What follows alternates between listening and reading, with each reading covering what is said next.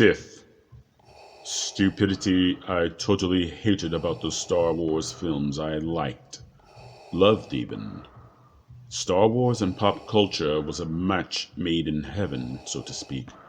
When Star Wars premiered on May 25th, 1977, it set the world on fire. And I know all about worlds on fire. Mustafar. Who said that? Why did you say that? Anyway, George Lucas had no idea that he would have this significant of an impact on the world of cinema forever.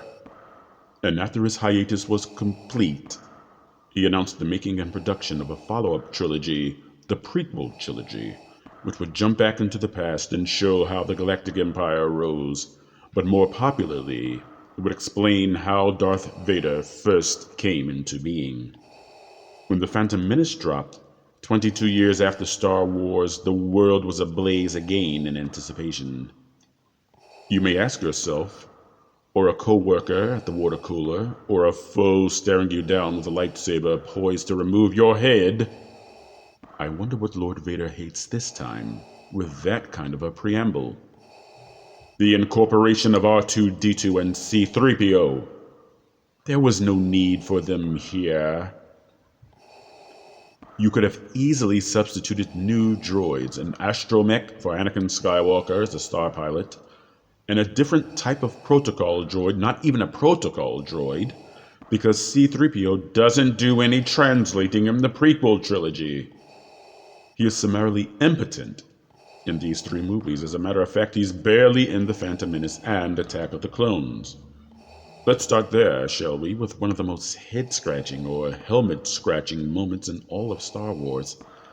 Why was Anakin Skywalker the creator of C-3PO? Really? A protocol droid for a slave woman and her child? How in the name of Methuselah could Anakin program him with over 6 million forms of communication? Not just verbal languages, but 6 million forms of communication. 6 million! He told Qui-Gon Jinn that he would become a Jedi and be the first to visit every star system in the galaxy. So how could he program C-3PO with all of those different forms of communication when he'd never left the rock he was born on? We know he knew several languages. He was able to communicate with Sebulba in his native tongue and Watto. But other than that, there was no way in Hoth he could have created C-3PO with that programming. No chance. And I know the Star Wars galaxy is racist towards droids. They are required to wait outside of bars because neither the bartender nor any of the establishment's patrons want them there. And I guess they all look the same to ordinary humans. But C-3PO had a name, and he was in the company of Owen and Beru Lars, as well as their father, Klieg Lars, when he freed and married Shmi Skywalker. How come they couldn't recognize him when Owen was talking directly to him? The gold plating threw him off? Or was it his clever lie about one of his first jobs programming binary load lifters very similar to his evaporators in most respect? Lie. Or his ability to speak Bachi, which is like a second language to him. Now, granted, the filmmakers apparently had no clue about the original trilogy when they made the prequels somehow, thus explaining this gross negligence for continuity. But that only makes C-3PO's inclusion that much more of a waste of time and film. And R2-D2 predictably being the one astromech that saved the whole crew when they made it through the easily escapable blockade of the trade federations surrounding Naboo. Any other astromech could have sufficed here.